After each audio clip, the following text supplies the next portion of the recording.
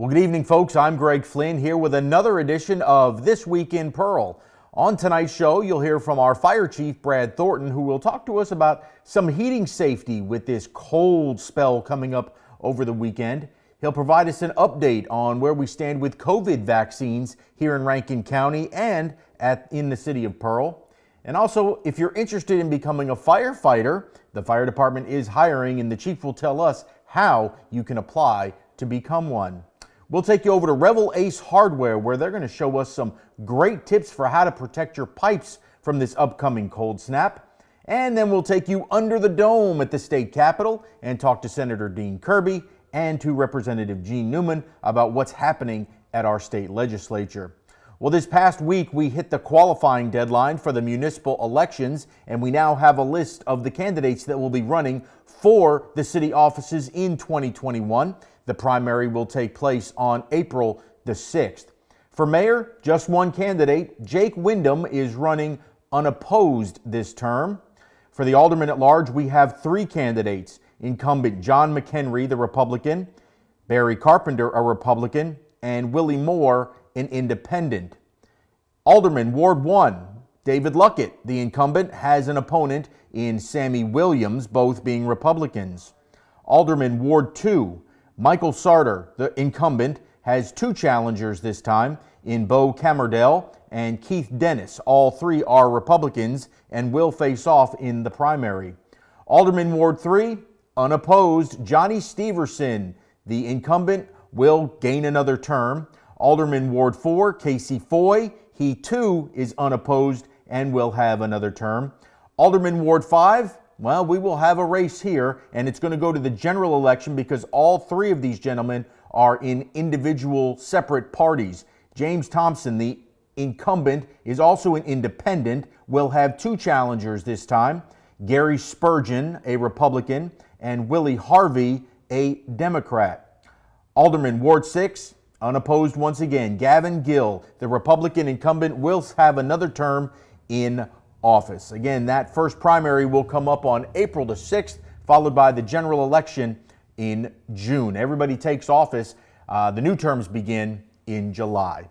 Well, when we come back, we will talk to Fire Chief Brad Thornton. He's got some great information for us. Stay tuned. This Week in Pearl continues right after this.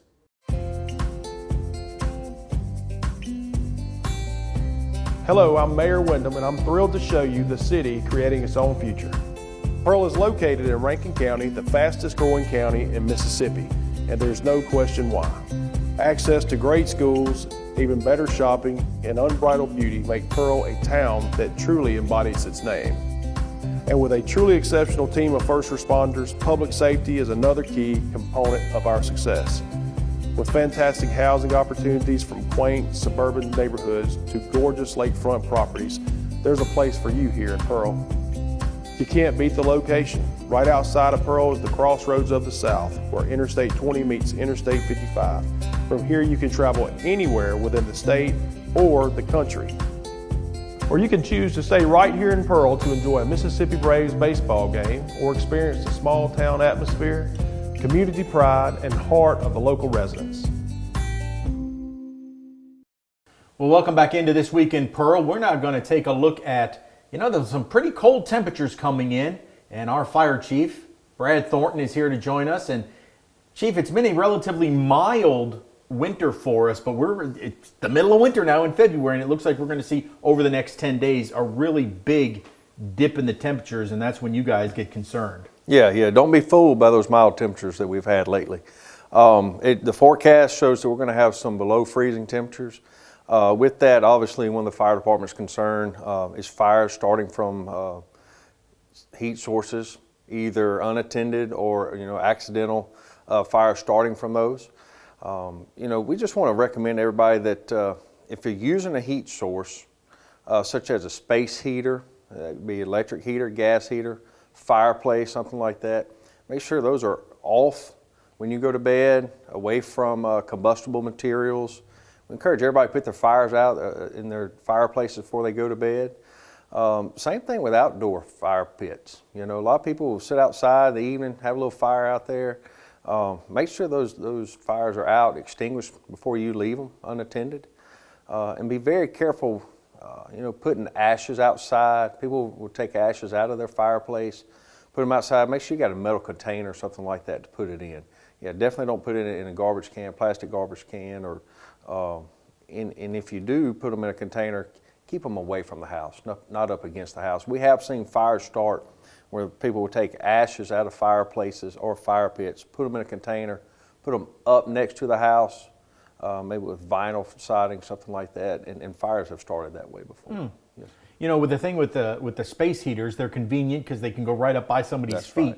right. That's the one thing that I've seen way too many stories of fires by space heaters because people just don't really think about the I guess newspapers that may be close to it, or a blanket that may be laying there, right? Look, the biggest problem is obviously we know our home settings very intimately. We're very comfortable, we're very relaxed. So we're not always paying attention, thinking about the unthinkable, okay? And those aren't just stories that you hear about, those are actual events that actually occur that I've witnessed, that are very unfortunate events where people lose a home, and God forbid we don't lose a life. But be very conscious when using those space heaters, okay? So things such as bed coverings, window coverings, or door coverings, getting those space heaters too close to those, the radiant heat from them can cause a fire. Or if air currents change inside the house, maybe your central heat and air kicks on, blows some of those things over towards the space heater. That's how fires get started. People folding laundry, they get distracted, kids got stuff going on, maybe you're trying to cook at the same time. They leave that laundry a little bit too close to the space heater. We've actually seen fires get started that way too. And I always thought that this was just insane. I'm like, no, this can't possibly happen. They're just mentioning this because, I don't know. But people have actually tried to heat their homes with their oven. Yes. And I know you recommend completely against that. No, that's not a good idea. We've seen people use natural gas stoves, to try to heat the house up. And I understand sometimes people have fallen on hard times and they're desperate, especially when it gets cold. When you're uncomfortable in your own home, most people are willing to do whatever it takes just to try to get warm. But I encourage people to think about that and maybe find another option, but that's just not a good option. Now, and I know that you guys have seen way too many, and especially in February, you've seen way too many fires that can be preventable, right? Yeah, look, February is one of the coldest months of the year. And you think about just about every fire that occurs could be prevented. And if we have one, that's just one too many. Candles, don't be leaving the candles lit. Look, don't even get me started on candles, Greg. The biggest thing there, just like we said earlier, people get comfortable with them. They get used to seeing them around. They smell good usually. And they forget about them. Yeah. Okay. So if you are using candles, please make sure you put it out. Don't leave it unattended. And once again, keep it away from combustible materials. Cool. One of the other things we wanted to touch on, there's been a lot of questions from our folks about what's going on at Trustmark Park when it comes to the COVID vaccines that are being distributed there. Sure. What can you tell us about that? Look, so the Department of Health was set up right here behind City Hall at their permanent location when they were started with the mobile testing. And then I've reached out to the local coordinator and was talking to him about the setup. We noticed the traffic flow was just getting high. There were a lot of people using that mobile testing site, and then when they found out that they were going to use the mobile sites to administer vaccines, myself, the mayor, several members of the Department of Health, we all got together and said, look, we got to find a different spot for you. And Pete Lavin and those guys over there, the Braves, just opened us up with welcoming arms. The Department of Health loved the setup over there.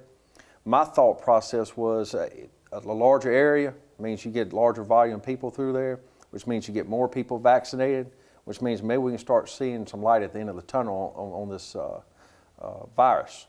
So when they first set up over there, they said, look, we're going to try to do 200 or 300 a day. And we knew mixing that with the testing that was already going on, that the facilities here at City Hall just couldn't handle it. But let me tell you, they're up to 800 vaccines a day over there. So without having that site available, no way you can get that many people vaccinated. But what's really impressive is the amount of people who are taking advantage of the vaccine and seeing this as a viable option and going, you know what, I just feel like I need to do it. Maybe they want to do it for health reasons, but I'm glad to see it's happening. Yeah. For people that might be apprehensive, you're a trustworthy guy. A lot of people like you, they trust you, they know you're around town. What's your advice about the vaccine? Look, I'll tell you this. I took the vaccine. I've already had my second dose. As you know, the fire department is first responders. We run EMS calls. Probably about 80% of the calls we run are medical calls. Most of the calls, a lot of the calls we're going on to now are COVID positive patients. So our firefighters are running up in the middle of houses trying to take care of patients. From day one, we knew we're not going to refuse service to anyone, okay? It was our job to be prepared, to plan, and we've done that our whole career to be able to respond to these type of situations. So we knew we weren't going to back down. I'm like everybody else. At first, I was a little apprehensive about the vaccine. A lot of that came from I didn't know enough about it. After talking with a lot of really what I consider smart people and doing a lot of research, I took the vaccine. I've had my second dose. Second dose did not go quite as well. I had some side effects. They lasted about 24 hours. People ask me all the time, but would you do it again? I feel like I would, So of course that comes back to personal preference, and I understand both sides of the argument from everybody. Some people are like, it's rushed out there too fast. They're not comfortable with it. We don't know what the long-term health effects are, and all that is true, okay? But I feel like, for myself personally, I was comfortable enough with it to go ahead and take it. And on the flip side, they don't know the long-term effects of if you catch COVID itself. Exactly. I mean, that's a whole lot worse than That's right. 24 hours. I mean, I had COVID, and what the symptoms you described from the 24 hours of the vaccine was what I felt for a week. I don't know how you did it, Greg. So I don't know how you did it. That's why I say that people that are apprehensive, would you rather have it for 24 hours or would you rather have it for 5-6 days? Oh, yes. Yeah, and so some of those long-term health effects they're talking about due to COVID is cardiac issues, embolisms, and all that's occurring, weeks or even months after having the virus. So I understand, man, it's scary times. These are uncharted waters. But this is where our people rise to the top. And I'm just talking about, not just our population, but our population as a country. We've never backed down from a challenge. And you see a lot of people step up, and I believe we're going to defeat this thing.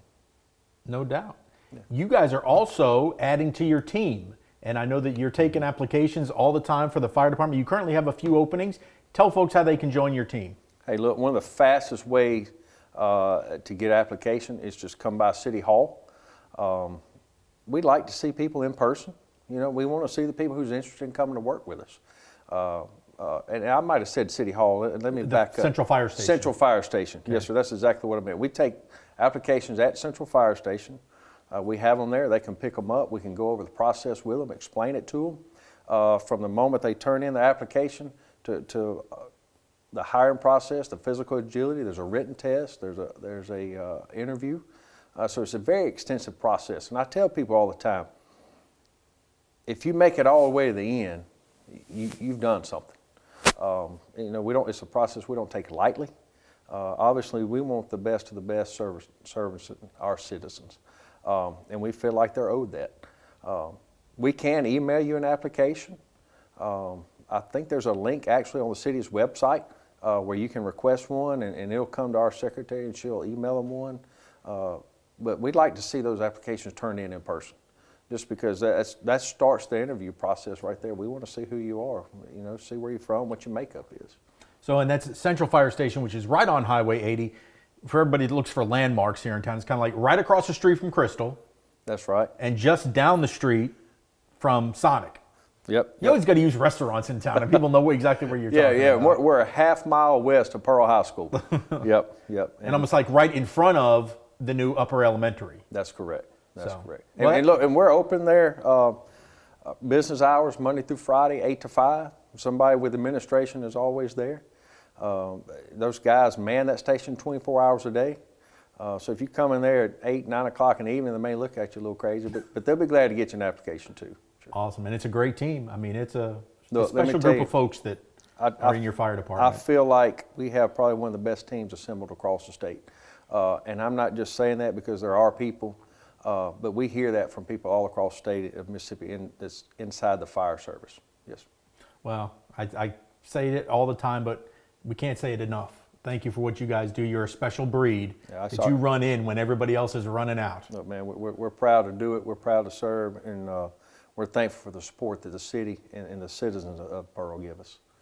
That is Chief Brad Thornton. Thank you so much for coming in. Sure thing, man. Thank you for having me. All right. We will have more This Week in Pearl right after this. WPBP and PMB TV would like to thank our latest sponsor, Dunkin Donuts. Dunkin Donuts is located at 403 Riverwind Drive. With over 32 different types of donuts, they can take care of your breakfast, lunch, and dinner.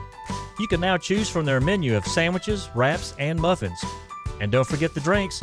Along with coffee, espressos, and lattes for your morning drive, they also have soft drinks, cold brew coffees, and smoothies. The Pearl Pirates run on Dunkin Donuts. Well, hi folks, welcome back to This Week in Pearl, and we have now moved over to Revel Ace Hardware just off of Highway 80 right here in Pearl, and we've got the manager, Scott Copeland, that's going to talk with us a little bit about what you need to know about this cold snap that's coming. You know, Scott, we're used to winter around here, but you know, we haven't had a real extended time below freezing in quite some time. The biggest question people have is about pipes. We tell them to protect their pipes. Why don't you talk to us a little bit about pipes? Okay, well, if you have a mobile home or a conventional foundation, you want to make sure your pipes under the house are protected. So we have pipe insulation and we have pipe wrap that you can wrap the pipes up real good. So if we take a look at this is kind of like one of those pool noodles, is that right? That's right, yeah. So it's really easy and you just kind of open it up and put it around it, tape it up. It just slides open and you just wrap them up just like That's right. Awesome, awesome. Yeah. And that's really inexpensive. Each one of these is only what, $2.39. 39 cents. So very cost effective for those kind of pipes. Now what else you got for the? And then we got the faucet covers. You know, that's the easy thing to put on each house. Make sure your faucets are covered up real good with the covers, and they're easy to install. And how much do these run, folks?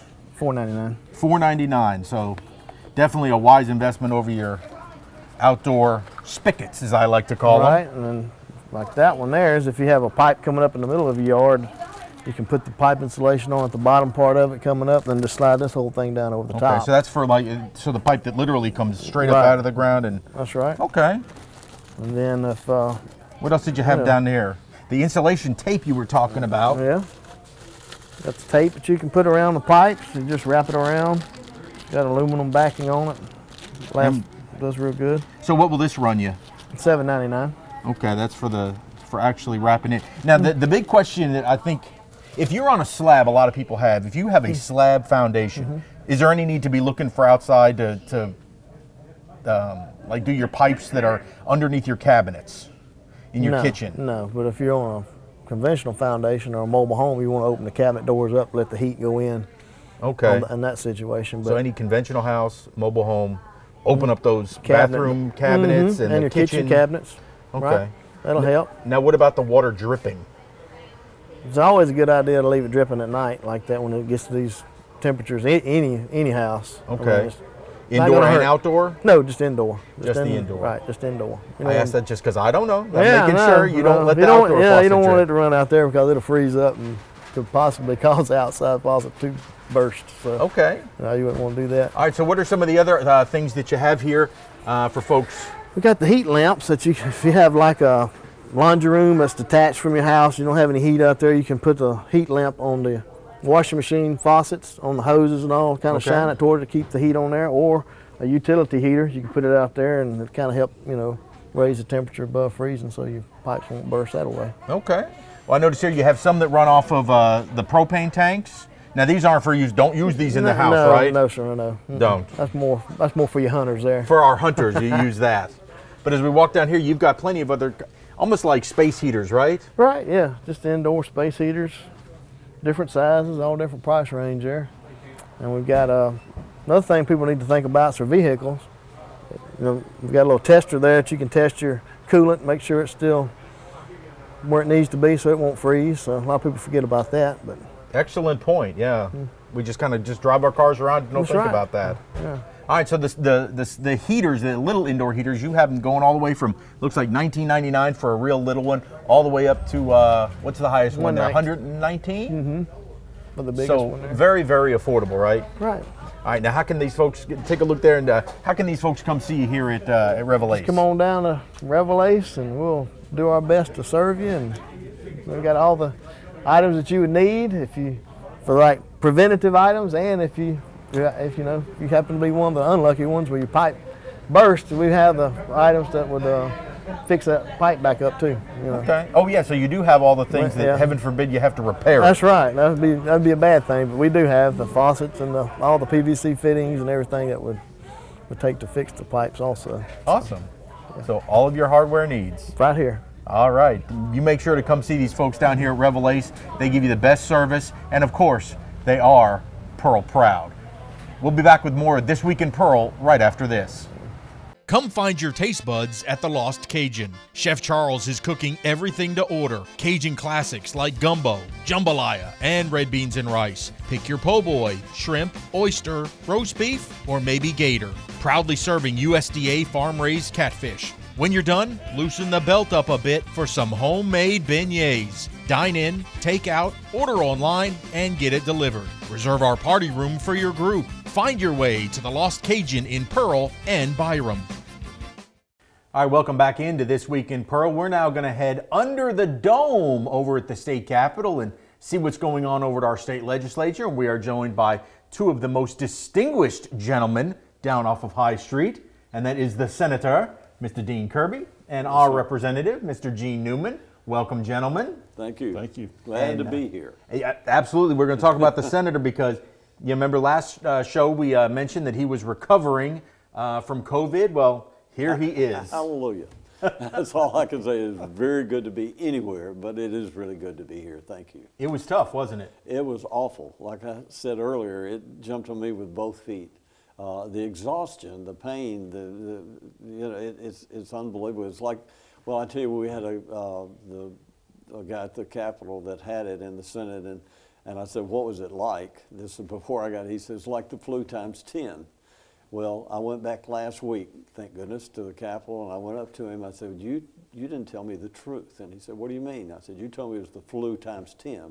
I said, it's just the flu times 9. It was awful. It was awful.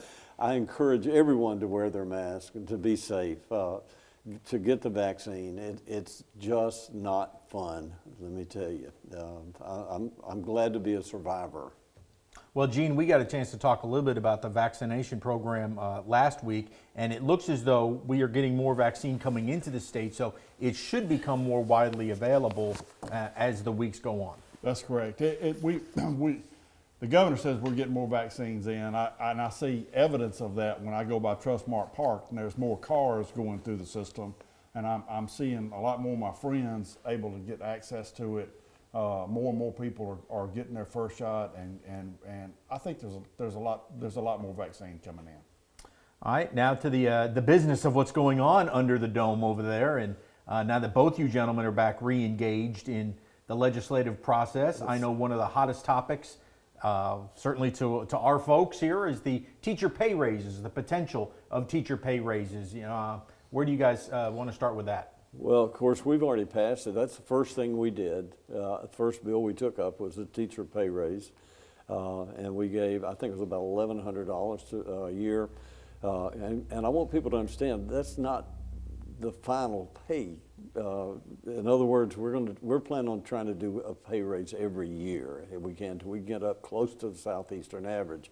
Southeastern average is a moving target. Every time we raise, the average goes up. So every time we raise it, we're not average anymore. So, but anyway, we're trying to do that. Like I say, we gave about $1,100 to all the current teachers, and then I think it was around $2,500, $3,000 to new teachers to get them up as well. So we're trying. We're going to get there. Gene, what do you think when it comes over to the House now? Well, we're right this second we're working on a deadline to move all the originated bills out of the House. So they have the same deadline. It's coming Thursday. We have to be finished with all those bills. We don't have that many bills left on the calendar, and I don't think they do either. Number one is they didn't generate that many bills out of committees this year. The speaker and the lieutenant governor was pretty stringent on the chairman about making sure they only brought out stuff that they needed to bring out, because we want to limit our time together. I think we'll get past this deadline, and then we'll get right on to the business of taking that bill up. I think it's good in this House. Based on what we're hearing about revenue estimates, I think we're good with it. Last year they had passed the same bill, and just as it came over to the House, the COVID hit, and the predictions on the numbers was going to be horrible, and it didn't turn out to be quite as bad as they predicted originally, but they weren't that great either. So we probably made the right choice last year by holding it, but I think it'll pass this year. Well, it's one of those things, and from the general public, it seems kind of weird to me that you have to specifically make sure that the school districts take this money and give it to teachers. That's that you're having to give this legislation that I guess there's not the confidence that you can give the monies just to the districts, because then to make sure that it trickles down to the classroom. Is that accurate? That you're having to specifically earmark this for teachers? Well, that's right. We do. And Gene made a very good point a while ago in the fact that we have till Thursday this week to clear our calendars. And then at that point, we start taking up the House bills, they'll start taking up Senate bills. So anything that's not passed by Thursday will down the calendar.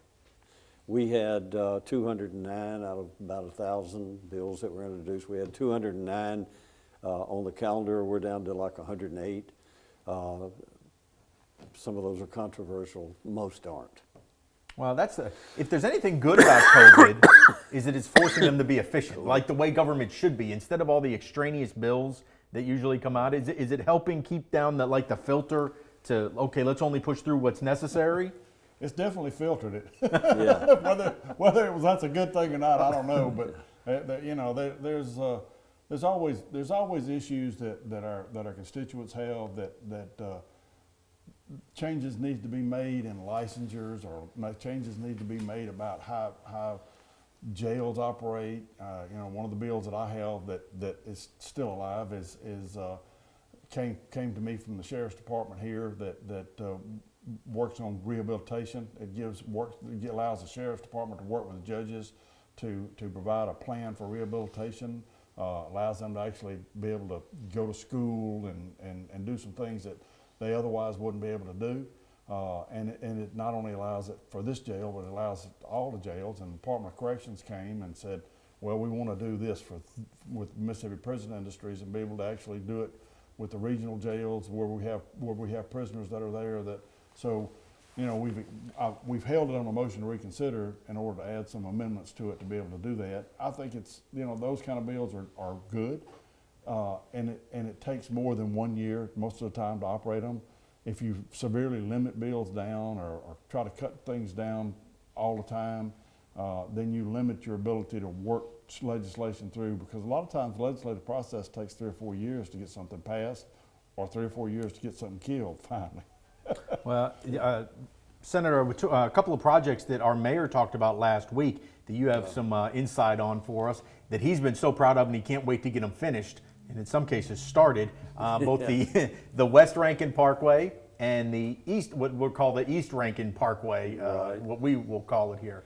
Yeah, well, of course, the east, we'll start east or west and head east, and instead of going west, young man. Well, the East Rankin corridor, or whatever we want to call it, Metro corridor, whatever it was. Anyway, that'll be a fantastic project when finished. They have the money as far as from Treetops, Lakeland Drive into Pearl to get on Pearson Road, which will take a lot of traffic off of the interstate, Old Brandon Road, a lot of places. So that's really going to be a nice project. They have the money. I told the mayor I didn't think that they did it politically correct, in the sense that they started in the middle and they're working their way out. Well, the people on each end can't see that anything's being done. But actually, culverts, bridges, all that's done. The equipment's out there. They're working on that. They have the money.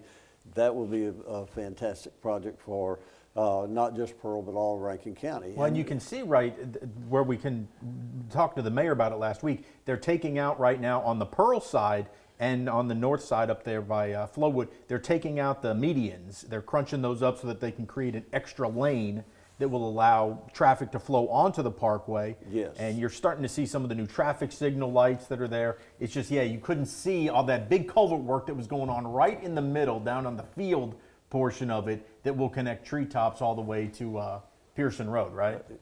To Pearson Road and beyond. Yeah. And the beyond is the next project, and I'm sure the mayor may have talked about it as well.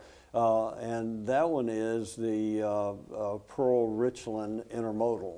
In other words, if you get off Treetops, come down, cross Highway 80, stay on Pearson Road, instead of making a big curve to go to Flowwood, you can keep going straight and come in at Richland.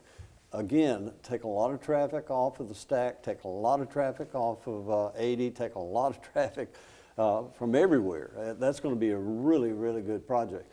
My understanding is they have almost enough money. They need $4 million more. Representative Newman and I both have introduced bills to give them $2 million this year, $2 million next year to do that $4 million. And to have the bridge to go over the railroad track for accessibility is unbelievable. And just to think that you can get off of Lakeland Drive and end up near Walmart in Richland is really something. And it's what it's doing is planning for the future, planning for growth, and it's also hopefully going to save lives. And I say that in the sense that I know that I had someone in Pearl, maybe the fire department, tell me that there was a fire just on the other side of the tracks within the last year or so, and the fire trucks got there and the trains were stopped, and they couldn't get there. Time they called Richland, Richland comes through all the back roads to get there, it's gone. Wow. Now it would have saved home maybe a life, but let's say, what if it had been an ambulance? What if it, any other emergency vehicle? So we need to do that. It desperately needs to be done, not just for the traffic flow and the growth, but hopefully to help save lives. Gene, are you confident it's going to move? I'm pretty confident. The Ways and Means Chairman in the House and the Finance Chairman in the Senate, I think both recognize that the issue. Of course, Senator Harkins is from Rankin County, so he definitely sees the need. But I think that will get passed. The problem is they had the money to do the project, and Kansas City Southern and it wouldn't allow the work to proceed at as fast as it needed to. So the contractor had to raise the rate that was a lot more than what the engineer expected. So that's the reason we're having to go back and get more money for it. Well, those two big projects. Then you mentioned that there is going to be the groundbreaking that is going to happen over on the east side of town, where we're going to connect the backside of Dogwood all the way to Cross Gates. Exactly. That's going to be unbelievable. I think March the 1st, the mayor of Brandon has arranged to have a groundbreaking to start that. The state has given them, and the county has given them the money to, and the airport has, of course, given some land. So it's a combination of several people working together. But yes, that project, they do have the money, and they will start the groundbreaking tomorrow, I think March the 1st for that. That's exciting stuff going on in Rankin, isn't it? Well, it is, and I'm excited about it. We're not like some counties nearby. Those folks up north, I think is the way a coach once said, those folks up north, what they Madison. Yeah, what they do is they do all this growth, but they don't plan for the growth Right. as far as accessibility and traffic, and we've done that. And I'm very proud of our mayors and our supervisors and the other leadership of this county for planning ahead. Well, gentlemen, a lot of work to do under there at the Dome. It is a lot of work to do. Please be careful. I know you guys are in the COVID club. You don't have to worry about getting it or giving it now. Yeah, it's a strange feeling too. After almost a year, not really, you don't have to wear a mask, but you feel like you should because everyone's going to criticize you for not having a mask. Because they don't know that you've already had it and been vaccinated. So that's true. Well, keep them level-headed there for us. Will you do that? And speaking of Josh Harkins, Senator Harkins is coming back this week from the COVID. He's had COVID also. Another member of the club. Yeah, there's been 7 of us this year since we've been in. In 8 weeks, we've had 7. So we'll have 6 back, I think, today. Well, thankfully, you are all still with us. Yeah. Thank you. That's the important part. That's the important thing, because I've lost way too many friends. Too many friends and watched too many and people get relatives. so extremely sick too. Hopefully, we're looking at the end with the vaccine. So we certainly We hope so. Yeah. We hope people are smart enough to take the vaccine to calm all this down. We've survived it, and we're so glad that you did as well. Absolutely. Then the vaccine, it just hurts my arm like the Dickens, but it's better than getting COVID again. That's right.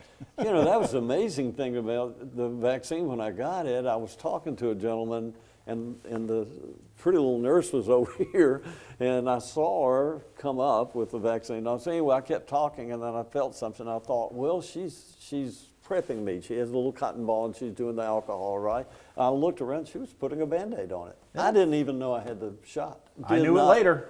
The next day, I was a little sore up here. Yeah.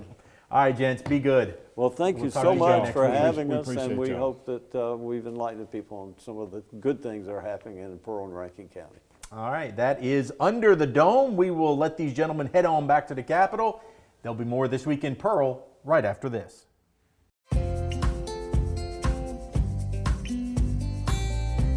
Hello, I'm Mayor Wyndham, and I'm thrilled to show you the city creating its own future. Pearl is located in Rankin County, the fastest growing county in Mississippi, and there's no question why. Access to great schools, even better shopping, and unbridled beauty make Pearl a town that truly embodies its name. And with a truly exceptional team of first responders, public safety is another key component of our success. With fantastic housing opportunities from quaint suburban neighborhoods to gorgeous lakefront properties, there's a place for you here in Pearl. You can't beat the location. Right outside of Pearl is the crossroads of the South, where Interstate 20 meets Interstate 55. From here you can travel anywhere within the state or the country. Or you can choose to stay right here in Pearl to enjoy a Mississippi Braves baseball game or experience the small town atmosphere, community pride, and heart of the local residents.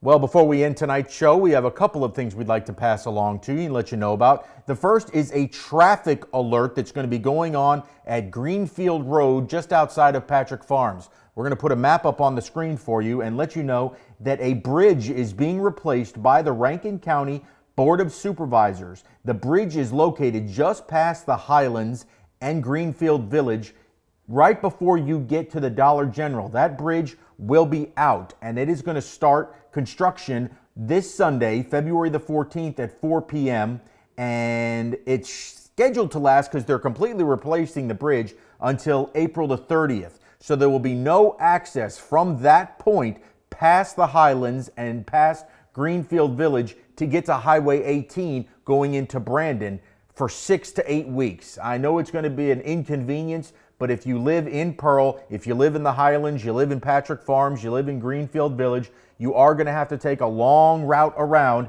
down Greenfield Road all the way to Airport Road, up to Interstate 20, and take that eastbound over to the Cross Gates or Highway 18 exit if you need to get in that direction.